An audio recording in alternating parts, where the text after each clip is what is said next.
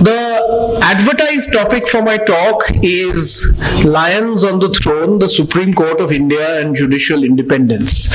Ajay is right when he says that this is a really significant topic for our times. But I think I would be remiss if I said that it is the most significant topic for our times. So, given the fact of what's happening around us, I thought that I'm going to do this lecture in two parts. In the first part, I'm going to take a bit of an extended detour into the Citizenship Amendment Act and the NRC debate for two reasons. First, there is an intrinsic linkage between the NRC debate and the role of the Supreme Court, because there is a discourse that is present in India today that we look to the courts to be messiahs to solve our problems. And I think the way in which the protests have gained momentum over the course of the last few days shows perhaps a correction of that trend. So I'm going to dwell a little bit about what the NRC debate, particularly the protests, mean for our conceptualization of the Supreme Court as far as fundamental issues of governance are concerned. And secondly, but perhaps more importantly, there is a lot of misinformation in this debate. There is a lot of confusion about how the Citizenship Amendment Act links with the NRC. Are they the same thing? Are they different things? Is this a package deal? So I thought that as a constitutional lawyer, perhaps I could try and shed some light on what the legal position is, then go into the question of what it means for us as a country and why this protest is significant, and then in the third part of my lecture talk about the role of the Supreme Court and why I think they should not be seen as lions on the throne. So that's going to be my broad structure. Now, let me start right away with a brief explanation of the Citizenship Amendment Act and the NRC. Now, this may be common knowledge to many of you, particularly the lawyers here, but this is a bit of a complicated question, so I thought it might be useful to dwell a little bit on the legal positions of what it means. First, let's take the Citizenship Amendment Act. It was the bill, now the act. In essence, the Citizenship Amendment Act creates an exemption for six categories: Hindus, Christians, Buddhists, Jains, Parsis and Sikhs who are religiously persecuted or fear religious persecution in three countries: Pakistan, Bangladesh and Afghanistan. They have the prerogative of applying for a certificate of citizenship either by registration or by naturalization. I can discuss these terms in the Q&A if anyone has any doubts. So we all know this part, that this is six categories, it excludes Muslims, it's from three countries and not others. But there are a few other details which I think are important to note. First, these are people who would have to have entered India before 31st of December 2014. So it's not people who may be entering as we speak or at any point of time in the future. So even if there may be people who may be subject to the same kind of religious persecution today, if God forbid there was a pogrom against Hindus in Pakistan or Afghanistan or Bangladesh, then they would not get the protection of this amendment. So it is for people who have entered before 31st of December 2014. And then there are two clauses which are complicated, and this is essentially how governments create wiggle room for themselves. They should also have been exempted under the Passports Entry into India Act 1920 or the Foreigners Act 1946. Now, if we look at the Passport Entry into India Act 1920, they exempt certain categories of persons, foreigners, from coming into India, and they allow them to come into India without a passport. Okay, and in 2015, that is when this NRC issue actually in Assam was raging, this government had made an amendment to that Passport Entry into India Act and had said that refugees from these 6 denominations, only from Pakistan and Bangladesh, as they hadn't said Afghanistan, would be allowed to come into India and have a prerogative to claim citizenship.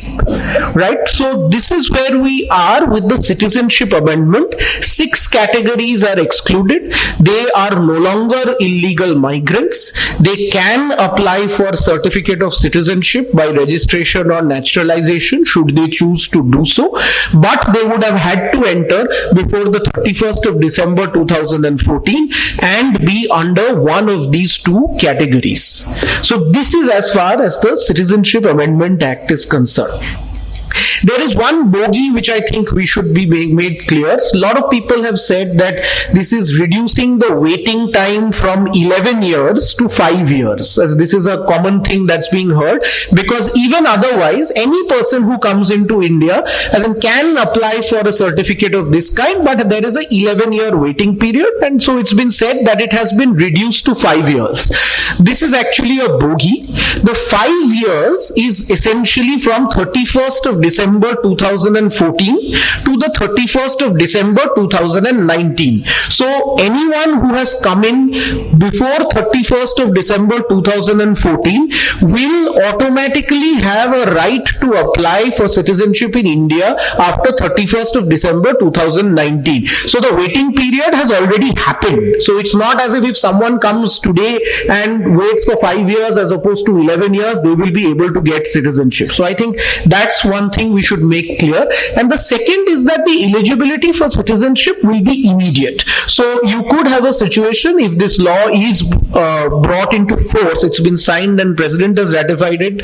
If it is brought into force, then from the 1st of January 2020, there could be applications made and people could get certificates of citizenship theoretically immediately. Now, let's come to the National Register of Citizens. Now, legally, this is also part of the Citizenship Act, but in a different part of the Act. Now, I'm going to separate 2 parts of this National Register for Citizens because they've gotten a bit intertwined.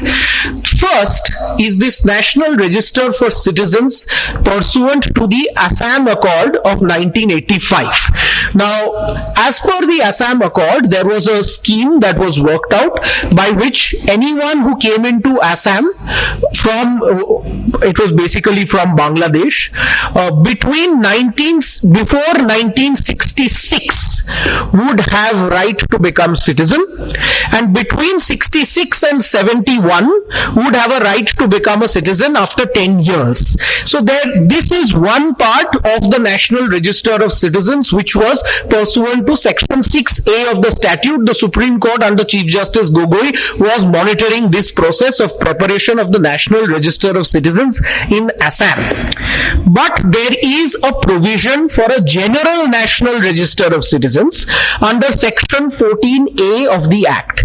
This was introduced first by the Citizenship Registration of Citizens Rules 2003, which was rules under the Act. Please note that this was done by the NDA government under Atal Bihari Vajpayee, and then it became a part of Section 14A of the Citizenship Amendment Act. That was done in 2004 by the UPA government. So it's perhaps incorrect to say that only the UPA did it. I think both political factions were complicit in the creation of this National Register of Citizens. This National Register, which applies to you and me and to everyone, irrespective of whether we went to Assam or not, provides a nationwide census-like door-to-door survey to be done by officers under the Registrar General of India to determine as to whether you are a citizen or not. This, unlike the Assam case, which is mandatory on the government to perform by the wording of the statute, I'm leaving out the details, this National Register is qualified by the term may, which is discretionary on the government as to whether it wants to do it it or not. So we must be clear that there is a Citizenship Amendment Act which is exempting certain categories of persons. There is a National Register of Citizens in two parts. The first part relates to Assam, where the cutoff date is 1971. The second part is a census-like survey where the state will determine, presumably as a one-off exercise, as on this date, who is a citizen of this country. Now, the question that arises, as it has been heard very commonly, is, are these two linked? Are the Citizenship Amendment, we've heard this commonly on TV studios, that, coming together, this is a potent cocktail. And some people, the government has tried to argue that there are no linkages between the two. Now, again, as a lawyer, this question doesn't make any sense to me. Every law in the country is linked to another. As a government, you don't have the discretion to say that I want to enforce this law and I don't want to enforce this law. So number one is that, of course, these two are linked. There's no doubt about that fact, and I think we shouldn't waste time debating whether they are linked or not. Now, in this case, however, apart from this general understanding that laws ordinarily are all linked to each other unless there is some specific exemption, the CAB, the Citizenship Amendment Act, has a specific provision which says that for any person whose citizenship is under dispute, those disputes shall abate once they are granted a certificate of citizenship. So please note two facts. One, the law is retrospective. It only stops at people who had come in by 2014. Second, it is envisaging that these people may have disputes, and these disputes are clearly linked to Assam. So people have disputes in Assam regarding their citizenship. So obviously the entire purpose of the law is linking the two to make sure that Hindus who have come in at some point, Hindus and the other 5 categories who have come in at that point, any time before 2014, are given citizenship, whereas Muslims are not. Okay, that's clearly the purpose. And second, as I've said before, if there is a pogrom that happens in Bangladesh or Pakistan against any of their minority communities, or the Ahmadiyas who are also not in this, there is no protection for them under this. So if anything, this is an act that is these two pieces of legislation are entirely linked to each other. So what are the two issues here? We've heard over the course of the last week or couple of weeks that with lawyers debating on this question as to whether it is a reasonable classification or not for the point of view of Article 14. And you've heard questions as to whether this is constitutional or not. And several appeals being made to the Constitution. Let's make something quite clear. The Constitution is what the judges say it is. The Constitution doesn't give us any right answers. The Constitution is a text. Text doesn't give us answers. Text has to be interpreted. Okay? And what is reasonable, if something may be eminently reasonable to you and not reasonable to me, this is not something that is set in stone. And that's why let's be clear. We've had very different opinions with both sides claiming that it is patently unconstitutional or it is wholly constitutional. Let's be clear and fair on something, is that with most questions of constitutional law, it depends on how you're seeing the provision. Can Parliament choose, as a lawyer, and I can say this because I'm not in this matter, can a Parliament choose 3 countries and not others? Yes, it can. If tomorrow it decides to give aid to 5 countries in Africa, no one can ask a question in court as to why did you not give it to a 6th or a 7th country. It can choose.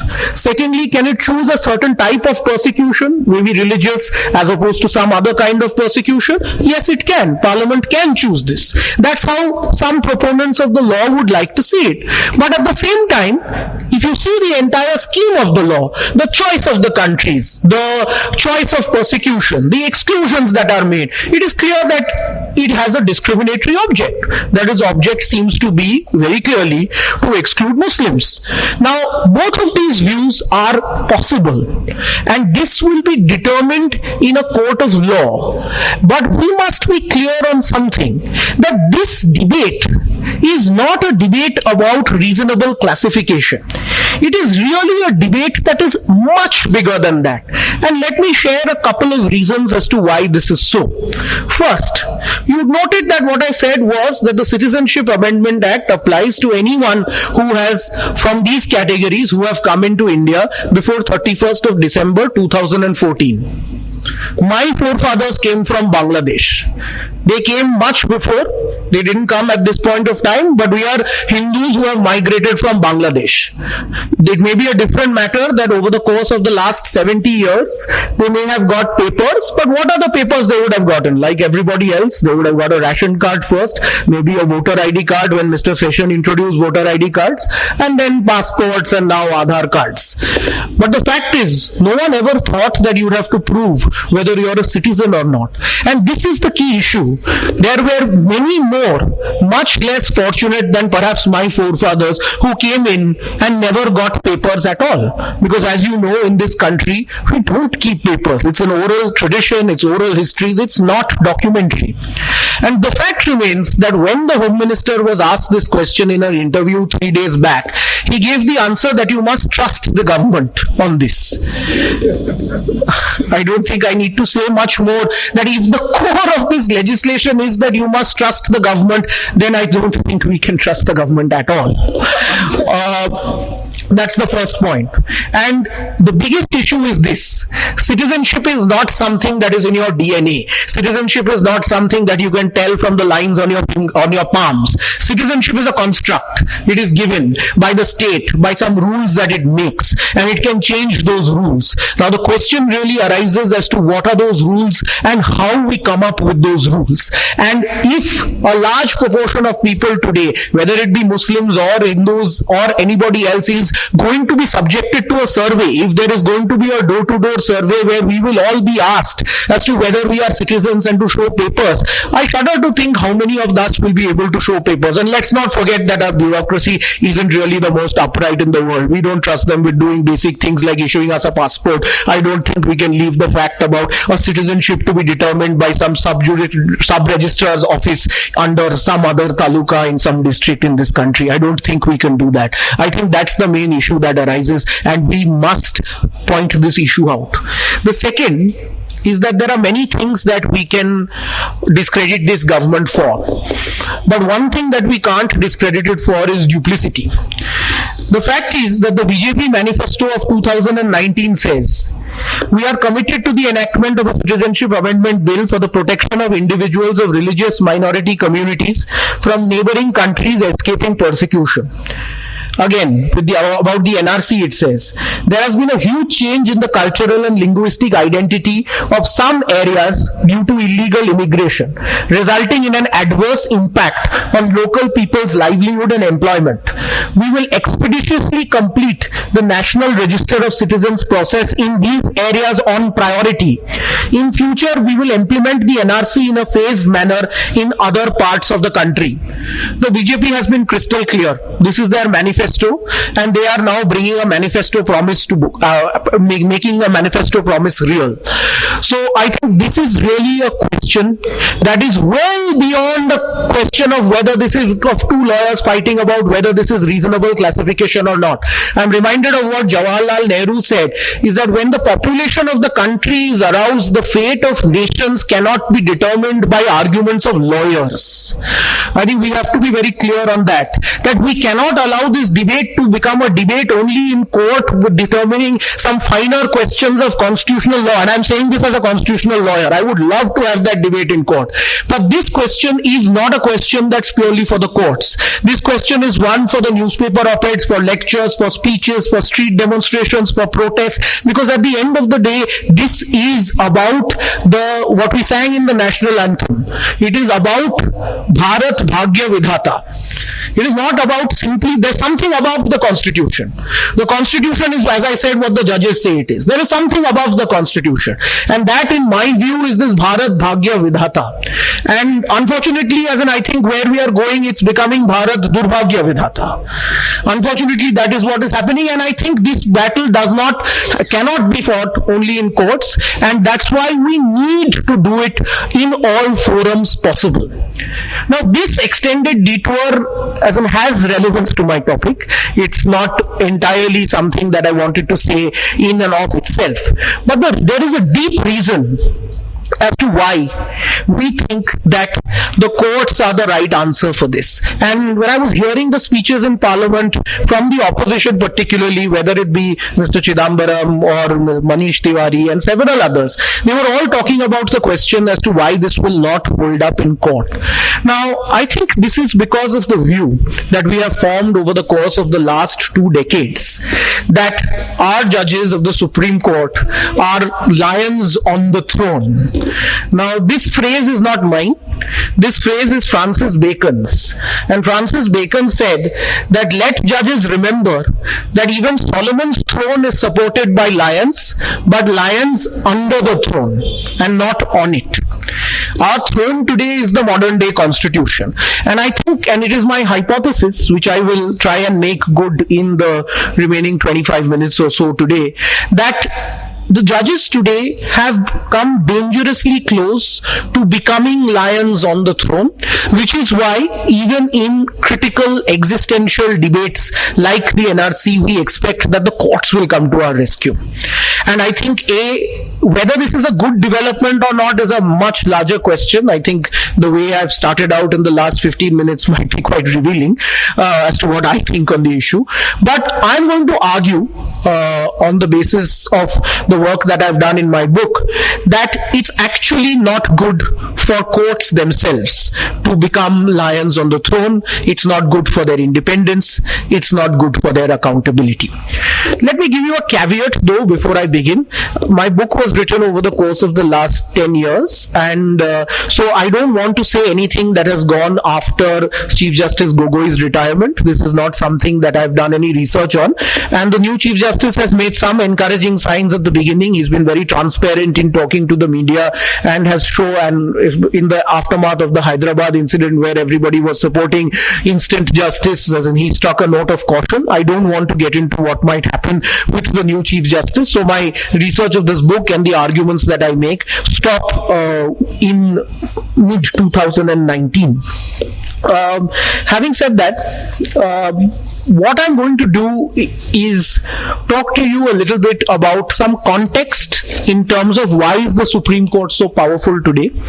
Secondly, as to what is their understanding of judicial independence as a result of which this power has grown. Then I'm going to talk about why their understanding of independence as insulation from the government. They want to remain insulated from the government, which seems intuitively attractive, but is actually counterproductive, and I'll explain why. And I'll end with some recommendations on the way forward, including a little bit on the CAB debate, so that we come full circle. Now, today we are in a situation in the country where the Supreme Court and the High Courts have vast amounts of judicial power with very little accountability. Now, Upendra Bakshi, the famous legal scholar, called the Supreme Court of India the most powerful court in the world. And it's true. Let's take a few examples of what we know. What do we know just from the last year? We know that it heard and gave a judgment in the Ayodhya case, which was the most significant communal social dispute in our times. It is currently hearing Article 370, the constitutionality of it. And we do know that it will hear challenges to the Citizenship Amendment Act. So key issues fundamental to our daily lives as Indian citizens will end up in court and have ended up in court. So it is a powerful body. What perhaps many of us here, except the lawyers, may not know is that over the course of the last year, we've had 8 judges appointed to the Supreme Court. Justices Bose, Bopanna, Gawai, Kant, Ramasubramanian, Murari, Bhatt and Roy. These names will not be familiar to most people here. 2 of these people will become Chief Justices of India. They're all fine gentlemen, there are no women, please note, in their own right, but we know very little about them. If they are going to exercise these vast powers, including hearing the Citizenship Amendment Act, Article 370, we should perhaps know a little bit more. And there are perhaps things we know but don't fully understand.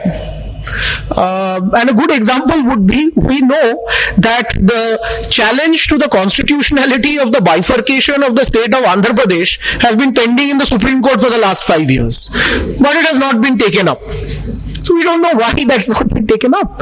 And we know that the Supreme Court, as much as it may say, will not turn the clock back. It will not happen. We know that. It's already been 5 years. But there are things we know, but we don't understand as to what is exactly going on.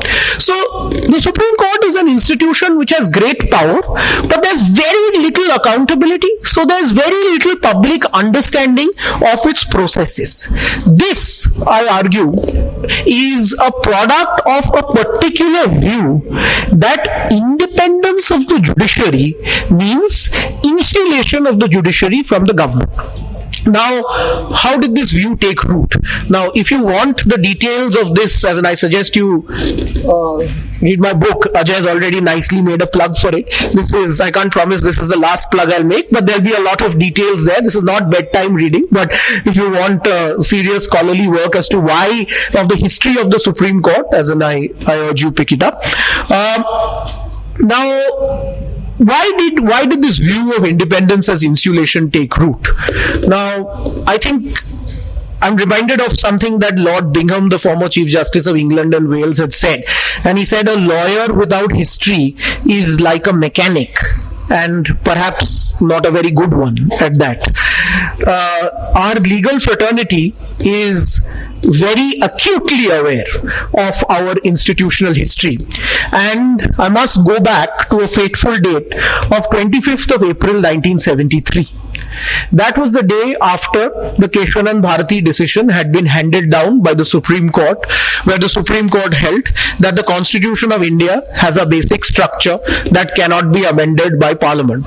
On the very next day, 3 judges who were part of the majority, Justices Shelat, Grover and Hegde, were superseded, and the 4th senior most judge, Chief Justice A.N. Ray, was appointed Chief Justice of India. Now, this date is particularly fateful because in a speech in Parliament on the 3rd and 4th of May 1973, Mohan Kumaramangalam, who was then the Minister of Mines but was de facto the law minister of the government and was taking these decisions, said very candidly on the floor of Parliament, and I'm going to quote a paragraph of what he said. He said, "We do not want any committed judges. No judge has to commit himself. But we do want judges who are able to understand what is happening in our country, the wind of change that is going across our country. Those who are able to see that, those who are able to give that importance to those areas of the Constitution which, according to us, are decisive for taking our country forward. Such are the judges, we believe, who can effectively work and help us in the Supreme Court." These were his words. Now, after the 25th of April 1973, the role of the government in the judiciary has always been viewed as one that overtly or covertly interferes with the independence of the judiciary. Mr. Kumaramangalam was quite open about it, that he wanted judges who could help them in the Supreme Court. And it's not that they appointed very fine judges, let me add. They appointed Justice Bhagwati, Justice Krishna Iyer, some of our finest judges were appointed in this period. But the philosophy was clear. The philosophy was that we wanted judges who looked at the Constitution in the same way as the government did. This led to a counter reaction which led the judiciary, particularly led by the members of the bar, to close ranks. There was a view that was formed that the only way to protect judicial independence is by insulating it from the government. So first we have a line of cases. The first judge's case where the bar said that the government should not be able to appoint, there should be primacy in the appointment process to the Chief Justice of India. That was not upheld. In the second judge's case in 1993, the judges turned it around and said that the Chief Justice of India has primacy in the appointments process and the decision would be taken by a collegium of judges, something that's become very common from now on. And the apogee of this development is the NJAC case in 2015, where the Supreme Court struck down the National Judicial Appointments Commission as being violative of the Constitution, of the basic structure of the Constitution. In full disclosure, in my book, I argue in favor of the NJAC, and I also supported the NJAC in court.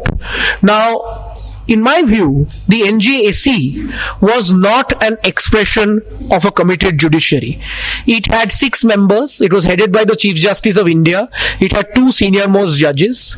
It had 2 eminent persons from civil society who would be nominated by a committee comprising the Chief Justice, the Prime Minister, and the leader of the opposition. 3 very different, as if we think now, 3 very different individuals. And the law minister. So it still had a majority of judges. It had 2 eminent persons and it had a law minister. Could it be improved? Yes, certainly. But was it so significantly bad that it was violative of the basic structure of the Constitution? Absolutely not. What is part of the basic structure? Secularism, rule of law, federalism. These are all fundamental to the existence of the nation. As several justices actually in the Supreme Court in Keshwanan Bharati said, that these are concepts without which the Constitution collapses. I don't think primacy of judges in appointment of judges can be seen to be at the same level as secularism and federalism in our constitutional scheme, with the greatest respect at my command. So I don't think we can understand this judgment as a judgment of constitutional law. What we can understand is that this is an expression of constitutional politics. That if you want to be uncharitable, this is a turf war between the executive and the judiciary.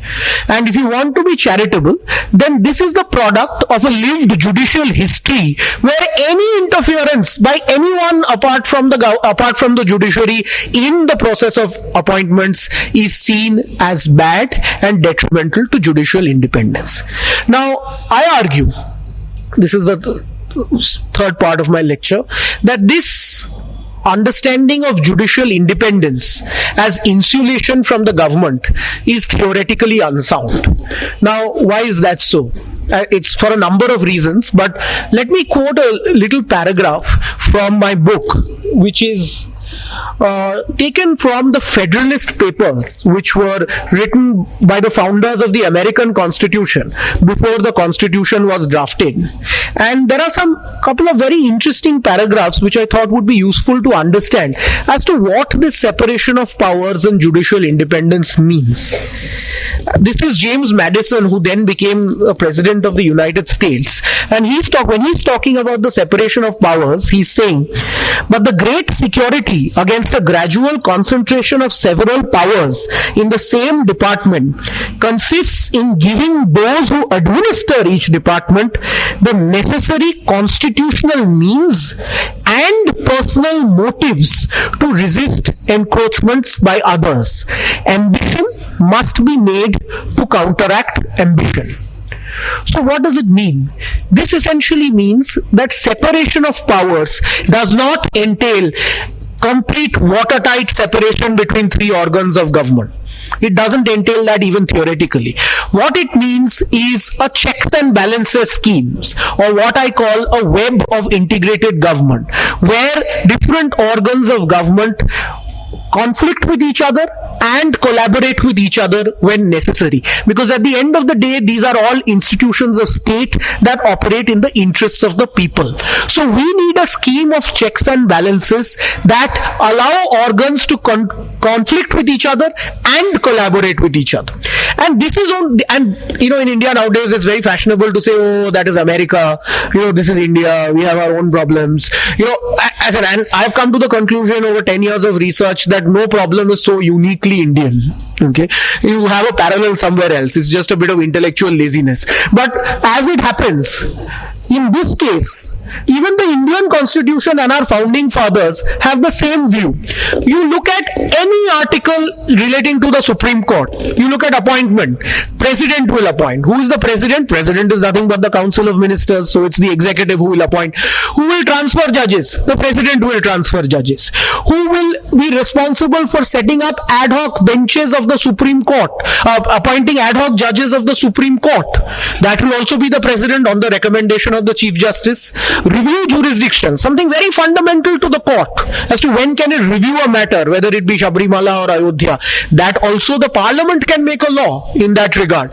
And finally, a very basic matter such as rules of the court. Who can file? How is a wakalatnama filed? As in, what is the font size? Even that the court can't decide for itself. Even that requires the approval of the president and is subject to parliamentary law under Article 145 of the Constitution.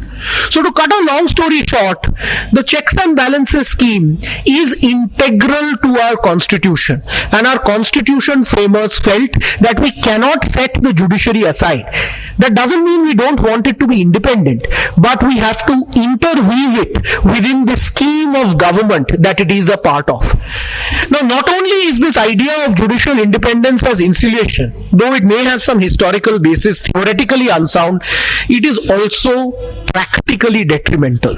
And the reason why it is practically detrimental is as follows, and I argue this at great length in my book, that if you cast the judiciary aside, then the executive simply has no skin in the game.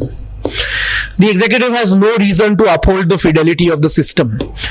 And we saw this happen. We saw it happen after the NJAC judgment. Going back to Madison, the constitutional means of the executive was scuttled because the NJAC, for all practical purposes, said that the judges will decide, and the judges will decide finally as to who gets appointed. So there were no constitutional means that were really available to the executive. And you can see the culmination of that process in Chief Justice Gogoi's tenure during as Chief Justice, which I'm very saddened to say was a really sorry chapter in the Supreme Court's history, because in that period of time you suddenly saw a rapprochement between the judiciary and the government. And why is that? If we go back to Madison again, personal motives. There were no personal motives for the government to make sure that the system works well, because the credibility of the judiciary was anyway at an all-time low. There were no constitutional means that were available because of the NJAC judgment. So what potentially must have happened is extra constitutional conversations. I am not making a claim as to whether they actually happened in this case or not, I don't know. But the history of judiciaries worldwide show that when executives do not have skin in the game, then you have extra constitutional conversations that take place. Suddenly what Mohan Kumaramangalam was doing seems to be trifling because it is at least overt. He's at least saying it openly to the country that this is what we want. Now you don't need to say it openly to the country, maybe a phone call will do it. So the fact of the matter is that casting the judiciary aside is also practically detrimental. So what's the way forward? I've been fairly cynical for the course of this lecture and I want to save enough time for questions. So what is the way forward as far as judicial appointments and the future of the Supreme Court? I'm going to make a slightly counterintuitive and provocative suggestion. I think the executive must be given a clear, circumscribed, delineated role in appointment of judges. The fact is that we must have the executive acting in a constitutionally responsible manner, and the only way it can act in a constitutionally responsible manner and have skin in the game is if it has a clear role in appointment. Second, beyond that, don't think about who appoints, but think about the process that is followed for appointments. The biggest problem in this country is the fact that no matter whether it's the executive or it is the judiciary, the power of appointment is shrouded in a certain degree of secrecy. Now, I'm not saying that you make everything public and you have these discussions that the collegium should sit in Vidyaranya school and decide who should be judges. I'm not saying that because sometimes transparency gets criticisms like this. But what I'm essentially saying is that have some clear criteria for appointment. We don't know. You hear often when Justice K.M. Joseph was nominated to the Supreme Court, the government objected saying Kerala has one judge. But Is Kerala entitled to 2 judges? Is it entitled to no judges? Is every state entitled to 1 judge? Then why does Bombay have 4 judges?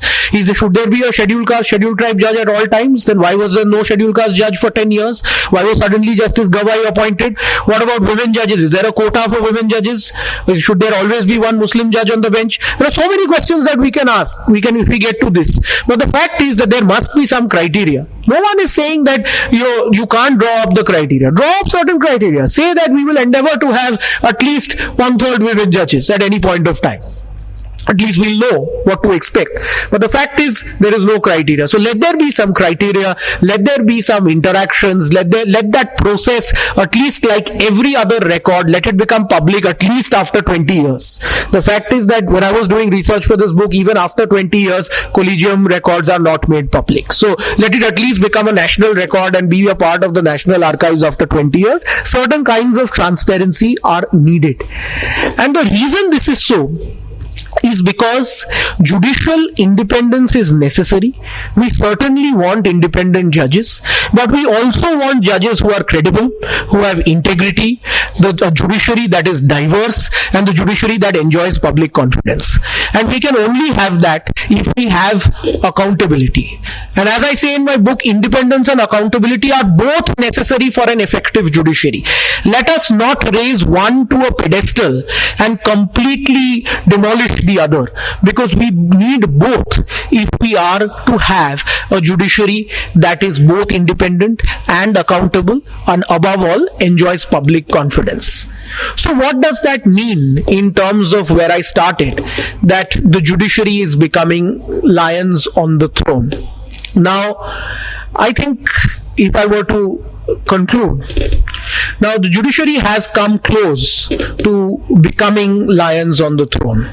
I think if we were to give the executive a skin in the game, if we were to ensure some degree of transparency in the process, perhaps the judiciary might come back to where it was originally supposed to belong, that is, lions under the throne.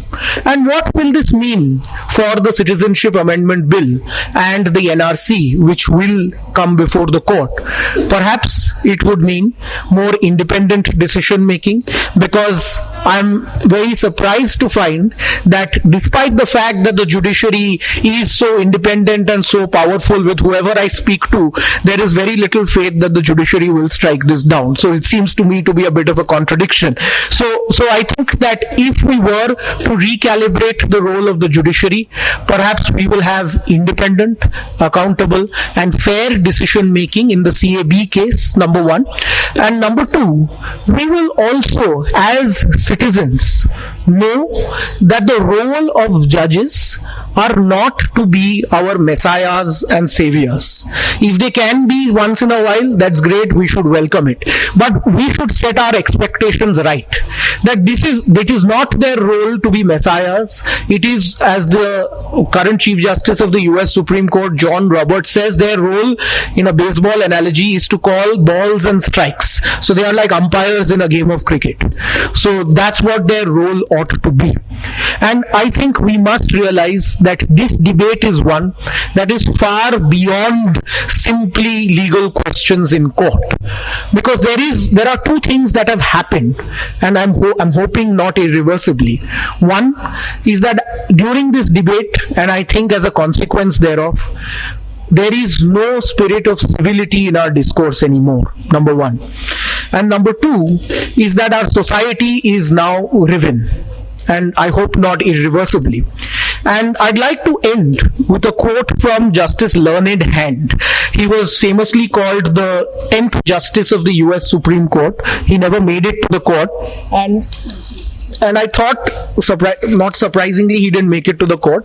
But I thought that this would be an interesting quote to end today with. And he said that a society so riven that the spirit of moderation is gone, no court can save. That a society where that spirit flourishes, no court need save. And that a society which evades its own responsibility by thrusting upon the courts the nurture of that spirit will in the end perish. Let us hope for better, and let us hope for better days with the NRC protest. You have laid down the broad parameters of how judicial appointments should be made. How do we make sure that that actually happens? Difficult part, that's why I didn't speak about it, because it's best avoided.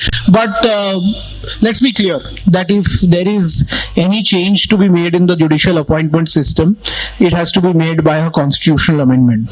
That is why I didn't go into the mechanics of this, because the time is not right to make such a constitutional amendment. But at the same time, as in if we are to think about how this will happen, we need an amendment to Article 124 and 217 of the Constitution to bring in very clearly a diverse, bipartisan method of appointment of judges together with a transparent process. As we can think of some shorter term solutions like change the memorandum of procedure and so on, but I think that's the only long term solution. And sometimes, changing the constitution can sometimes be something that we are afraid of doing. But I always remember what Baba Saheb Ambedkar said. And he said that because a lot of people had criticized the constitution, because a large part of the constitution is taken from the Government of India Act 1935. About 75% of it is fairly colonial in its roots. And he had said something I completely agree with. He had said that, and as far as the charge is concerned, that this constitution is borrowed, I am not, I can't remember the word he used, but he said that I am not going to shy away from this. There is no shame in borrowing.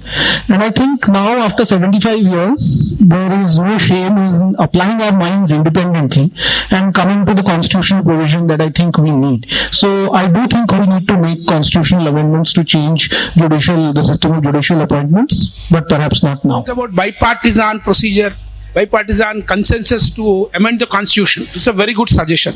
But right from 1973 Keshavananda Bharati till date, during last 46 years, this bipartisan approach is not there. What can we do? Both the opposition as well as the government have typically agreed, and that is in relation to the judiciary. Even if you see this National Judicial Appointments Commission, the constitutional amendment that was passed, every member of parliament voted in favor with only one abstaining, Ram Jethmalani. Everybody else was voting in favor. So I think when it comes to the judiciary, this is one area where at least till 2014, we saw that politicians were interested also in protecting their own turf and giving some power, bringing back some power to themselves from the judicial collegium. I share your worry that if it were to happen today, it would not be bipartisan, which is why I don't think we should do it immediately. 124, and we know that in Article 124 there are three kinds of people who can be appointed. So we have judges from the High Court, we have advocates, and we have jurists. And we've seen that not even one jurist has been appointed to the Supreme Court till date. So even though it's there, do you think it should be mandated? The existing provisions should be implemented before we bring in a lot of more important things like women representation and backward caste representation? What do you say we should do? Jurists is concerned, I'm just coming from Calcutta, where I had a long discussion with Justice Ruma Pal, where I asked her exactly the same question, saying that you were in the judicial collegium, why did you not appoint distinguished jurists? She said, because there aren't any. So the fact is that I'm not sure whether that is true or not, but it's certainly open to them to appoint such people, and I'm not so concerned about jurists. But in terms of appointing a diversity of candidates, which is something that is the need of the hour, that's somewhere where we don't need a constitutional amendment. That's somewhere where it's open to the collegium and the government to come together and say that we want more women, we want more backward class persons in the judiciary, and we want more religious minorities. That is something that they can do, and I think public pressure must be kept up on them to do it, because though the judiciary is very removed from the public in some sense, they are quite sensitive to public pressure. So I hope you write something. In the 1970s, there was a lot of executive interference in the appointment of judges. The seniority was overlooked, and that's how the collegium system was evolved through the first, second, and third judge's case. But we have seen even in September how the Chief Justice of the Madras High Court was transferred to the Meghalaya High Court, a much smaller court, without giving any reasons and showing the opaqueness of the collegium system. So is the way forward strengthening the collegium system, making it more transparent, or more executive involvement when there is precedent of the executive not acting in a bipartisan way? Is that we need diverse bodies, not only the judicial collegium appointing, so the executive must have a role, there should be a civil society role, which is something that the NJC was trying to do. So that I think is the long-term solution. Since that is not going to happen, and I also don't want it to happen at this point of time, I think short-term we perhaps need to introduce more transparency in the collegium. So if there are decisions taken, like the one you mentioned, the transfer of the Chief Justice, and if there are good reasons for doing so, then in that case those reasons must become public, and we shouldn't have to keep on guessing as to what those reasons should be. But in the words of Prashant Bhushan, he says that this government, let alone be separate, this government seems to be, the judiciary seems to be joined at the hip with the government. So you enumerated a little about the checks and balances, and that's something very interesting. But how do you ensure accountability? Yeah, so the judiciary is independent, insulated, it appoints its own people, it transfers it in its own way, no one can ask it any questions. But the practical perception is what you said, Mr. Bhushan has suggested, that they appear to be joined at the hip. Now, the reason why this is happening, as I've said, is twofold. Number one is because of the fact that we haven't given a role to the government in the constitution itself, which is why they are joined at the hip through some back channels. That's number one. And number two is that the system, whether it be under the government or the judiciary, has never been transparent. So I think what a public movement should push for is transparency in appointments, in reasons that are given for transfers, and in disciplining measures for judges. I think these are three where there should be a public movement towards it. The Supreme Court has given a very good judgment in the RTI case, whether the RTI Act applies to the Supreme Court or not, and has said that it does apply. And I think it's imperative upon us to use that in order to ensure that the court becomes more and more open and public. I think that's the way it's going to Muslim be. population in India after the partition was about 10 million or so. American intelligence agencies have reported by about 2040 or so, the Muslim population in India will be equal to the Hindu population. And say by about 2050 or so, give or take a few years, maybe even 2060, India will become a Muslim majority country.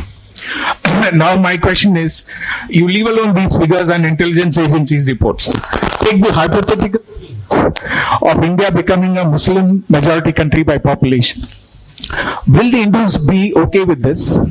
What will be the view of Hindus on this? Because Islam is a religion of conversion, either forcible or otherwise, whereas Hinduism is not. Either you are born as a Hindu or you voluntarily embrace I think we should advise the American intelligence agencies to buy some new calculators.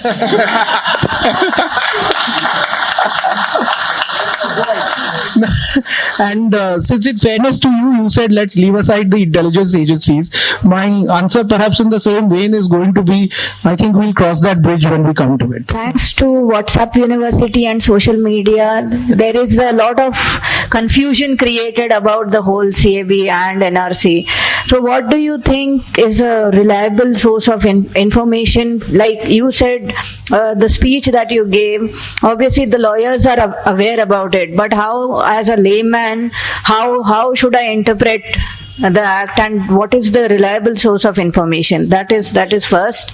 And second, if there is no foolproof mechanism to check the authenticity of the documents of illegal migrants, then obviously my citizenship is also under threat. So what measures, legal measures, can I take? So So I think two parts. As in, the first one is certainly beyond my pay grade, given that we live in an age of fake news. We live in an age of lack of trust, and I don't think there is an easy answer to what we can trust. But when I am faced with this question, as in I always go back to the op-ed pages of old newspapers and the news in old newspapers, because at the end of the day they still hold some legacy trust for me. But I think at the end of the day, as in, it's something that we have to look deep within ourselves to see what we believe in, and not allow our views to be formed by WhatsApp messages of all things. That's number one. And number two, as in terms of the actual implementation of the process, I think this is something that every Indian has reason to be concerned about, because the fact is that, as I said, citizenship is essentially a construct. So we don't know what documents it will be that will be required. But I think that at the end of the day, we have to look deep within ourselves, and we know that we are Indian because we have been here in this country, we are born in this country, we feel Indian, and I don't think we have to say it before a government officer and prove my Indianness to everybody. So I think that day. So there has been notion that if nationwide NRC happens, the CAA will come aid to the 6 communities. Is it a right notion? If it is, then it has to be established that the person who is excluded from the NRC is from the 3 countries that are in the CAA. How will it be done? Will the GOI assume that the 6 religions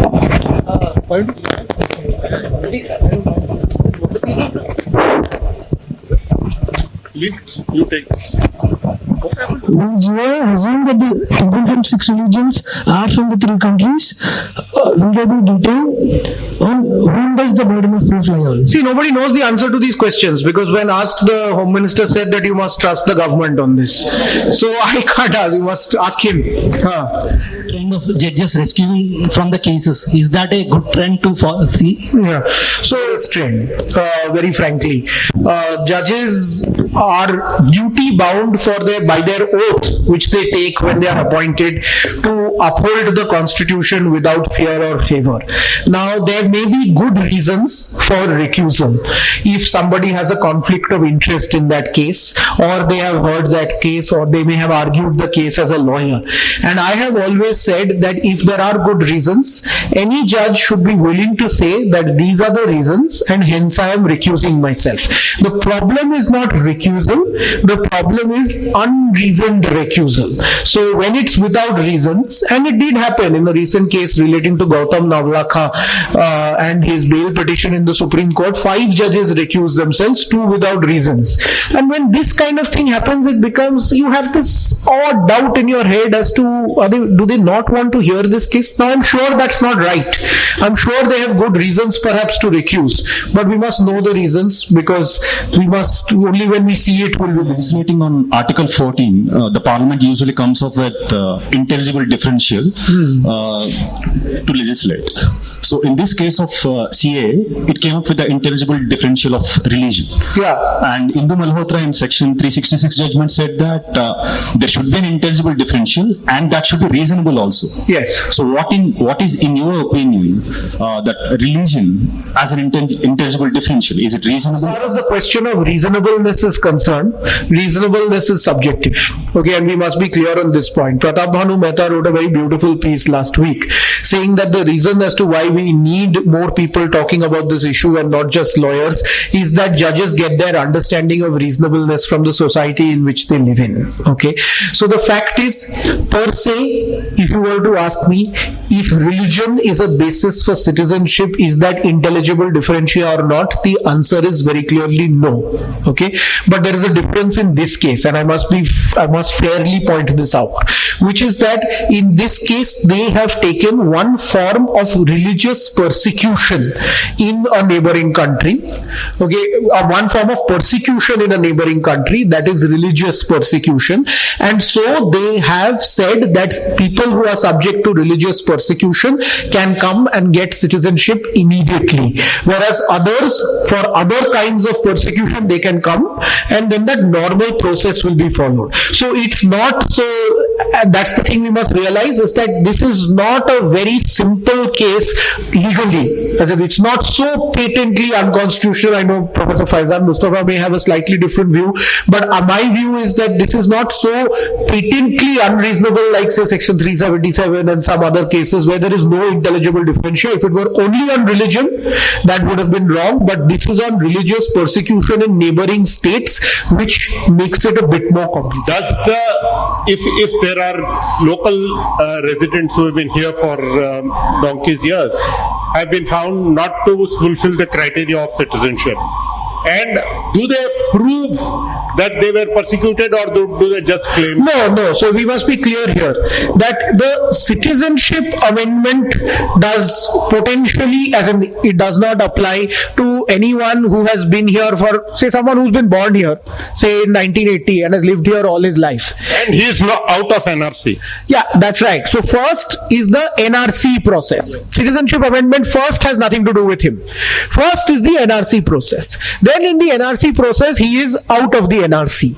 Now, in that particular case, he then, if he can, I don't know how he's going to do it, if he can then demonstrate that he has some papers to show that he has lived in, either that he has lived in India and some other proxy for citizenship that they come up with, or what he will try and prove is that he has come from somewhere before 2014 and try and get automatic citizenship. So what is going to happen if the Home Minister doesn't make this clear, just to complete this, is that you will have legitimate Indians who have lived all their lives in India, particularly in border districts in West Bengal and in Assam, trying to say that no, actually I've come from Bangladesh. This is what is going to happen. But Mr. Shah has said that all those who are Hindus and the 5 communities, they will automatically be given citizenship. Yes, but that's Would that be as those assumed to be persecuted or what? So that's currently not there in the law. So I know he has made this statement. Yes. He has made this statement, but he has also made a statement that Muslims in India have nothing to fear. So we'll leave it at that. George Orwell says that if liberty means anything at all, it's the being able to say anything to others freely. And in that light, these days what we see is when I exercise my freedom of expression, there's another side of the story wherein people fire up saying that it is defamation or I'm intruding into their private space. So I want to know, in your understanding of the Indian law, where is that line between the freedom of expression and choice and that separates it with defamation or exercise or hurting somebody? Frankly, this is a failure of our liberal establishment today. And we must be very clear about this, that we live in an echo chamber, whether it be in the right or the left.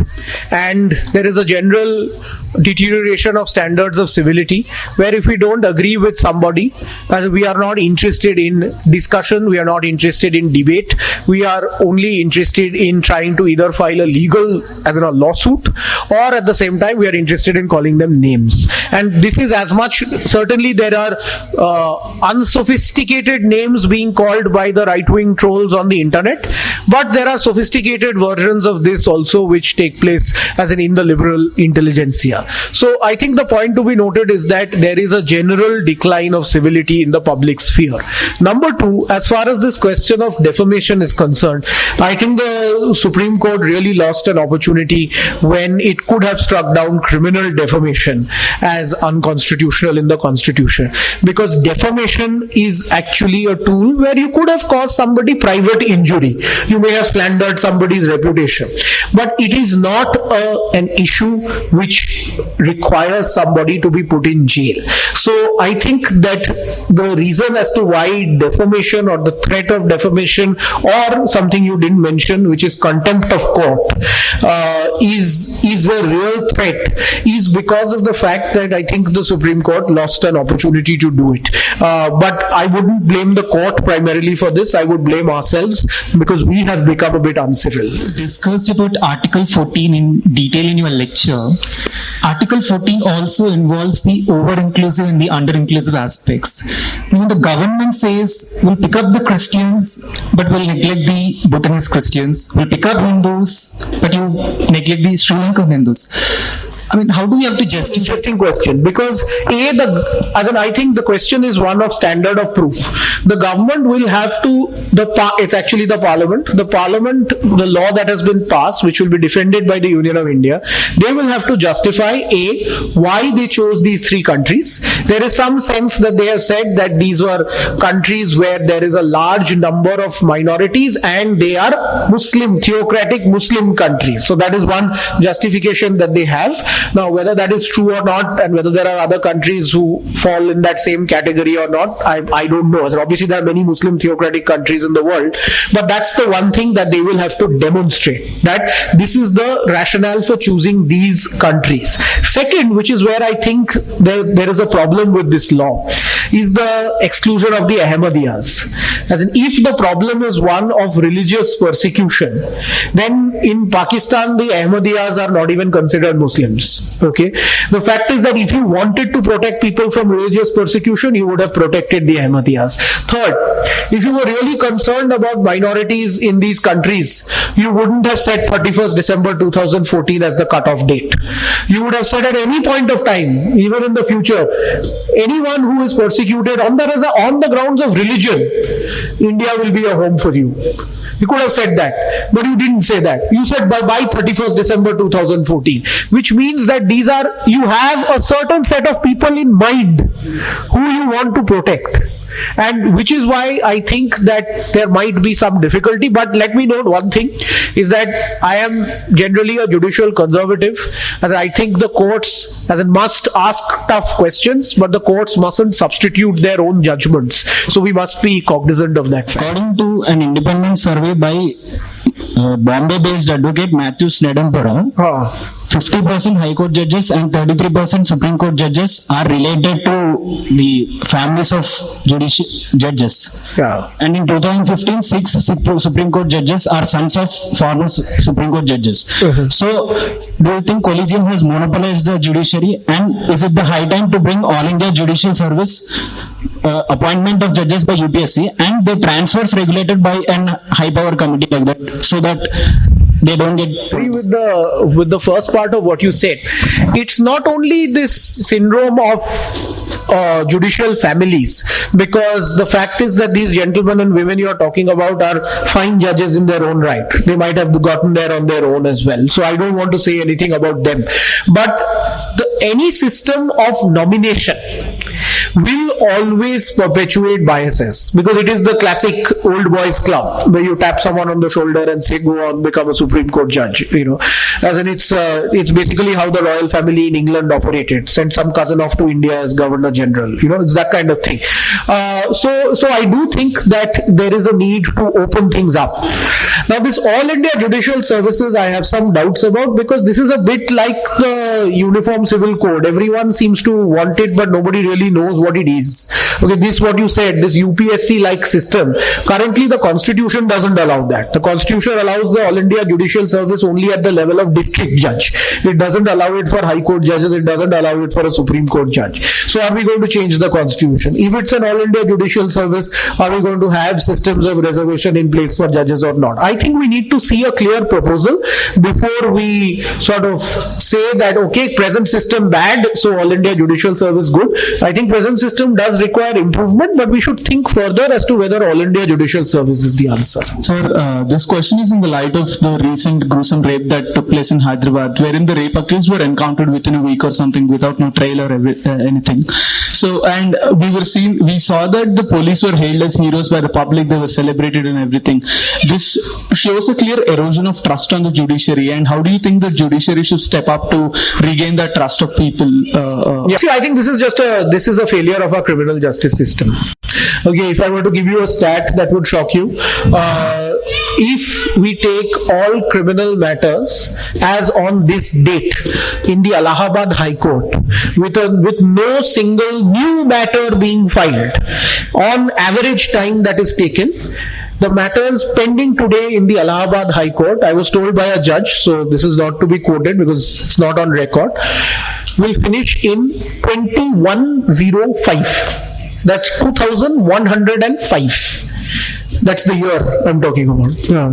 So this is going to take, I can't even count, whatever it is, 85 years from today to just finish off all pending matters. So it is no surprise that you find the likes of Jaya Bachchan saying that, hang them in the public square, and people supporting the police officers. It's okay, maybe a very venal statement, but this is essentially a failure of our criminal justice system. And we have tried our fast track courts. Our fast track courts are essentially the same court with a new banner saying fast track. Okay, this is how it mostly operates. Take the Nirbhaya case. The Nirbhaya case, which is the biggest landmark criminal case in our country. Incident happens December 2012. When does trial court decide? September 13. When does High Court decide? Sometime in 2015. When does Supreme Court decide? 2017. Whether we like the death penalty or not, hanging has not happened yet. The criminal justice system has not completed yet. So we are talking about 7 years in the most landmark case in the country. Imagine that the case which nobody is talking about. The fact is that we need root and branch reforms for this. This will take us the whole evening and the next 5 festive Fridays. So I'm going to stop. 6 kind of minorities government has recognized for the CAA. So the thing is, those minorities are systematically prosecuted in those countries. This one should accept. That's right. And the other thing you said that why not Ahmadiyas? Because the government has considering on the religion basis. The government is considering that in Hindu, there are certain caste system on the cases of just like you said, Ahmadiyas. So in Hindu, Buddhist, there are also some caste system. On the basis of caste system, government is not doing it. So here, on the basis of religion, they are doing it, and the Ahmadiyya are also part of Islam. So already the countries which these religious minorities prosecuted are took shelter in India. So those are already Islamic countries. So there is no question of accepting, broadening that why not all other religions. My point is not to say that we broaden it at all. My point is to say that if the government is interested in religious persecution, number one, then it must walk that line, which is that even if tomorrow there are Hindus that are persecuted in Bangladesh, then we should take them in also. Why are you going to let that poor Hindu who didn't go in 2014, why are you going to let him suffer? If we are so concerned about Hindus, and okay, the government, you may give that to them, and I agree that at the end of the day, apart from Nepal, as in this is the only Hindu majority country in the world, and Hindus in other countries may want to say that okay, we want to come back to this country. Okay, the fact remains that the government should then say that Hindus at all points of time, or Buddhists or Christians and Sikhs, Jains and Parsis, should be able to come, but they have stopped it at 2014. Number one.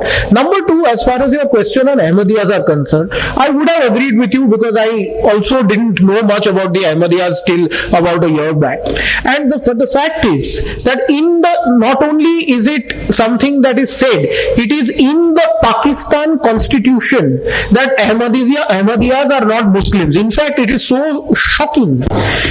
Once again, it is, and it is so shocking that a person, before he can get a Pakistani passport, on a passport form has to declare that Ahmadiyas are not Muslims, and the Prophet, as in I forget the gentle Ghulam something, I can't remember his name, is not a prophet but instead is a heretic. Every Pakistani has to declare this before they can get a passport. So the fact of the matter is that if religious based persecution is the ground, then perhaps we should be open and not closed. That is my point. In the context of CA and NRC, which is happening currently, there has been, like you mentioned, Mr. Chidambaram and all the op-eds have been giving a very vivid description of what's happening.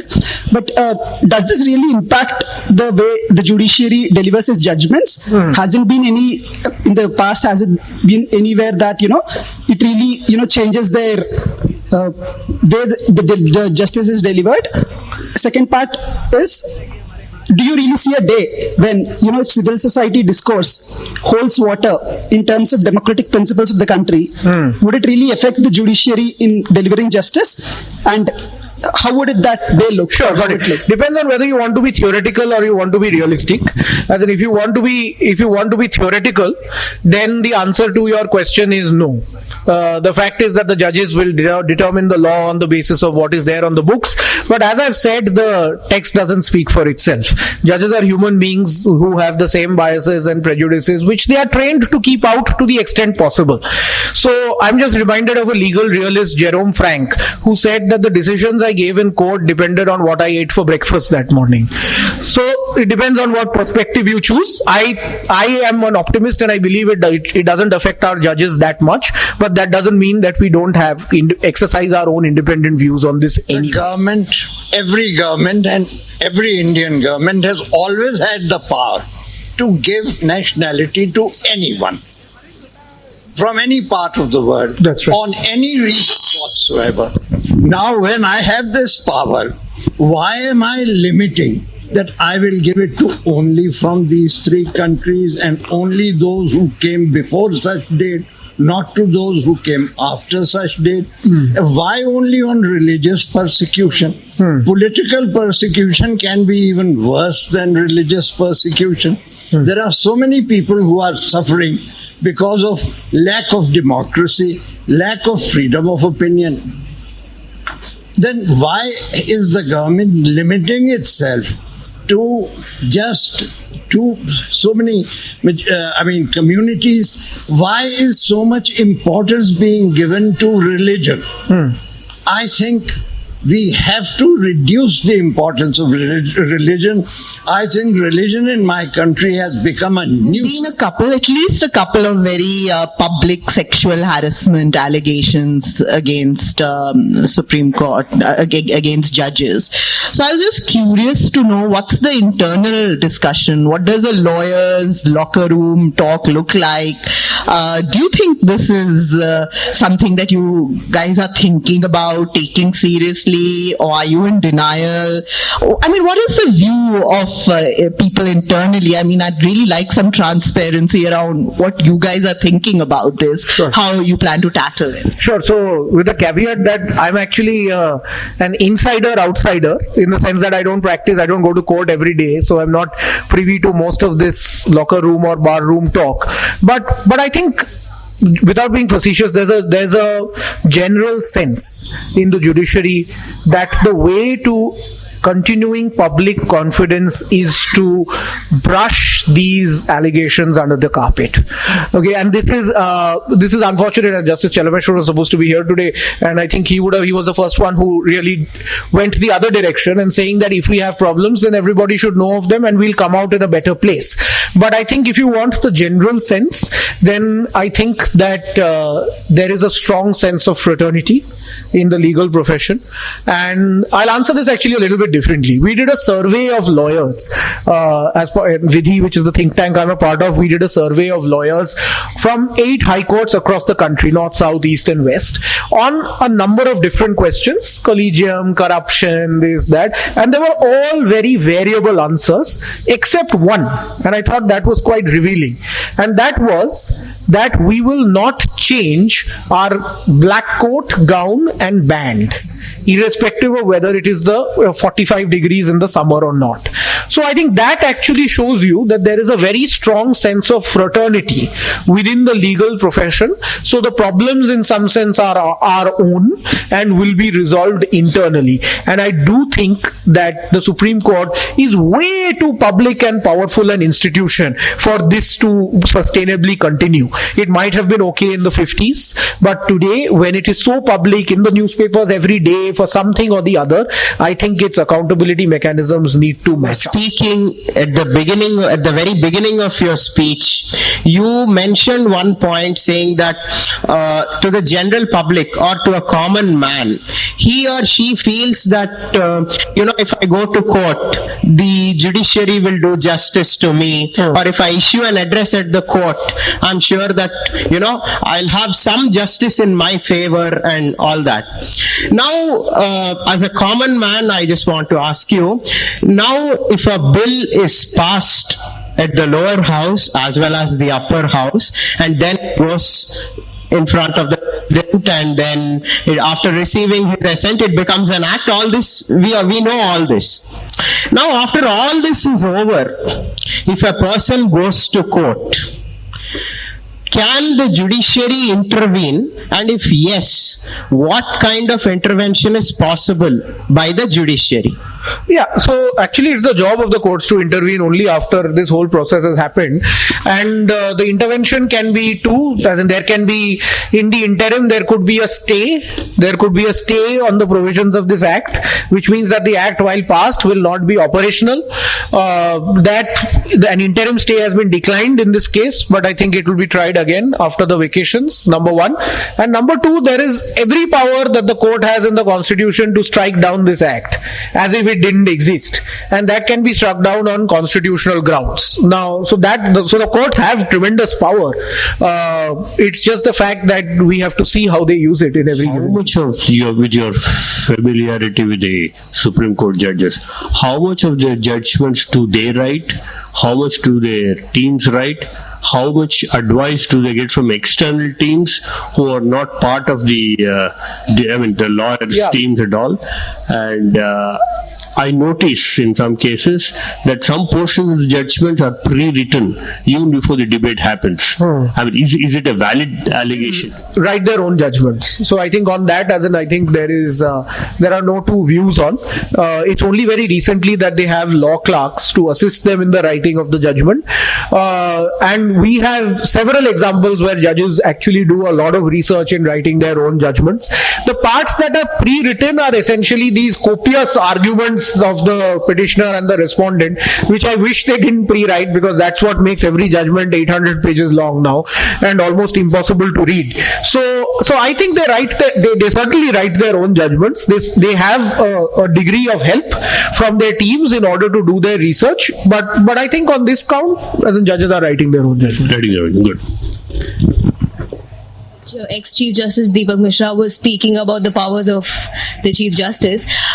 We had Justice Swaminathan doing a self-report about his judgments and his term in the court. So, do you think a system like that would increase the accountability of individual judges as compared to the judiciary itself?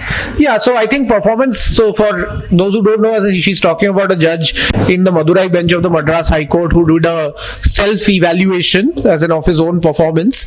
I think that the Supreme Court Secretariat, as in which now is responsible for the collegium, does do some kind of performance evaluation for the judges, which I think is necessary. I just think it should be a little bit more transparent in terms of what it covers. Many areas are prone to disaster and flood zones, and going to only documentation is really the statement. Yeah, it's relying on, okay. In making the statement, it is good to have documentation for NRC.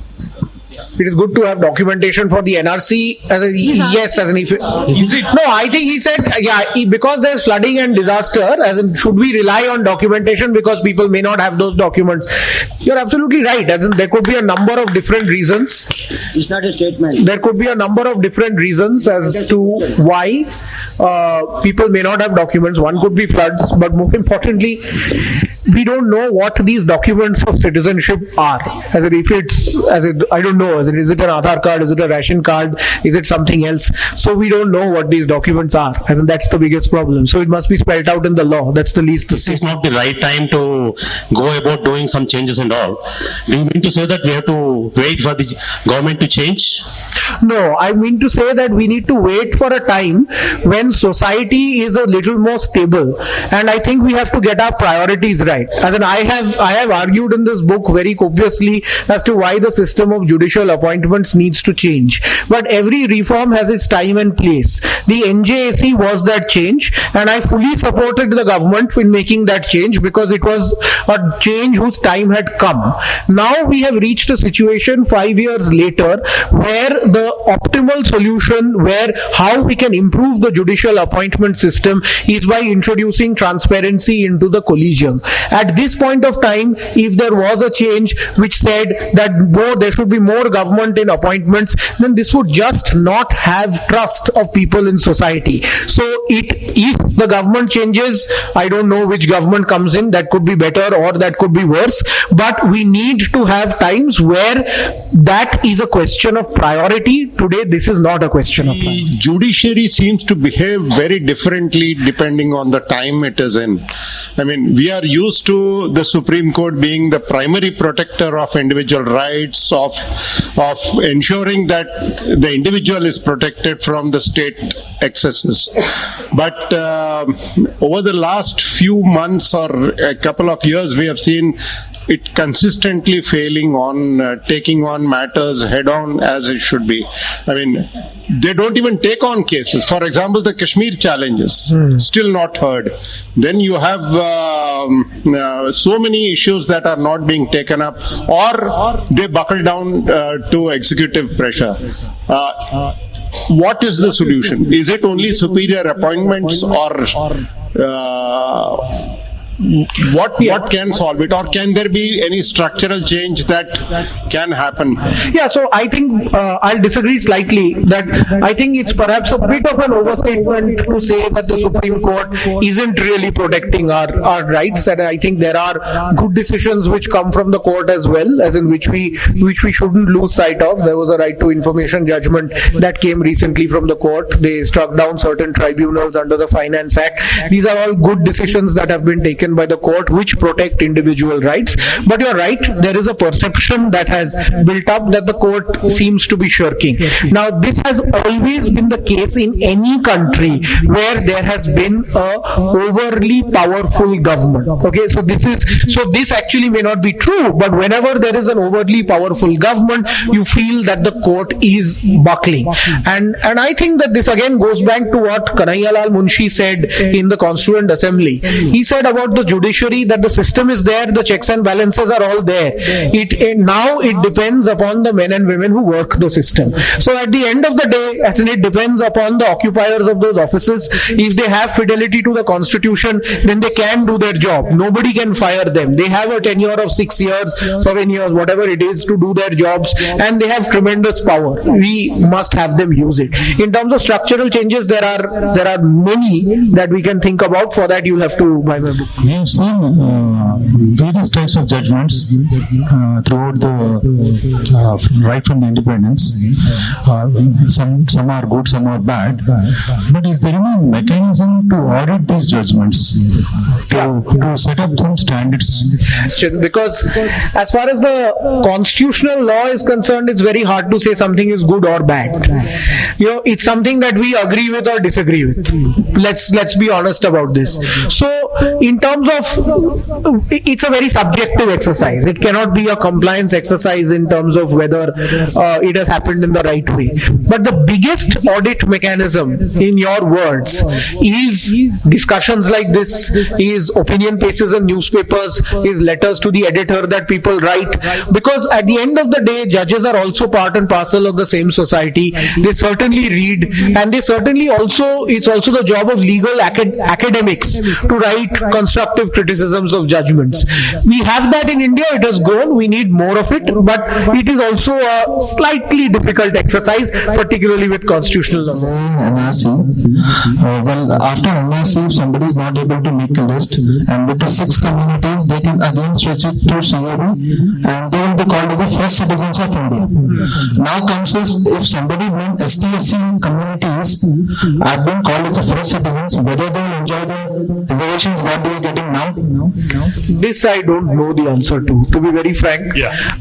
Because this has, it doesn't have much to do with the Citizenship Act, but if anyone, as a matter of general principle, if any citizen, as in is a scheduled caste or a scheduled tribe, whether fresh or old, they will be entitled to those. The present Chief Justice looks seemingly transparent, but his attack on Right to Information Act recently doesn't look like that. Yeah, so I knew this question might get asked. So I spoke to a lawyer because I was very surprised by this, and I was told that this statement has been reported out of context and it has been picked up out of a larger discussion where he also said that transparency is necessary but must have his limits.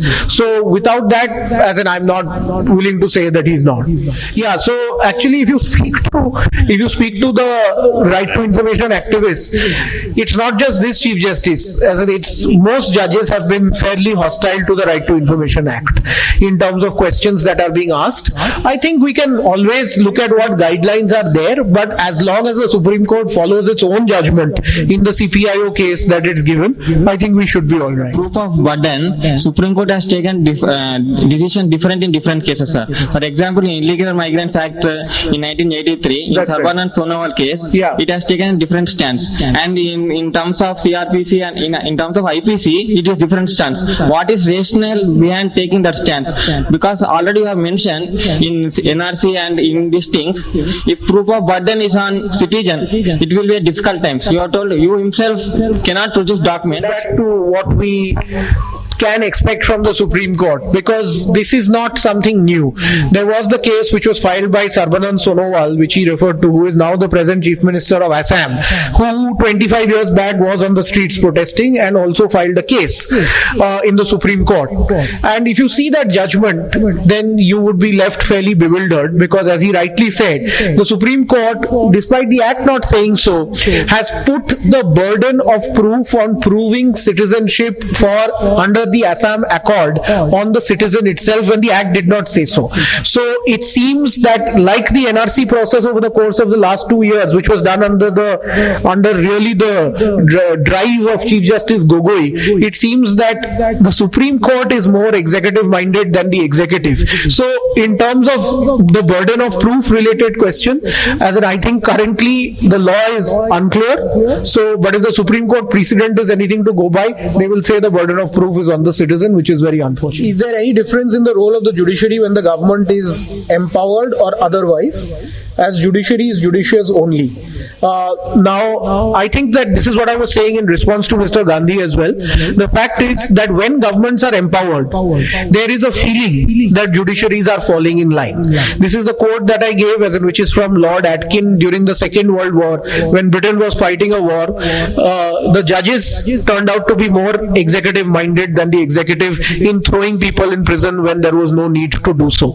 Now, the fact is that this is a perception, and this perception over number of centuries of judicial history is rooted in reality. So today where we are, I think we have some of the finest judges as individuals that our Supreme Court has seen. Now, if these judges are true to their integrity, then they will take independent decisions. And I am always an optimist, and I hope that will be.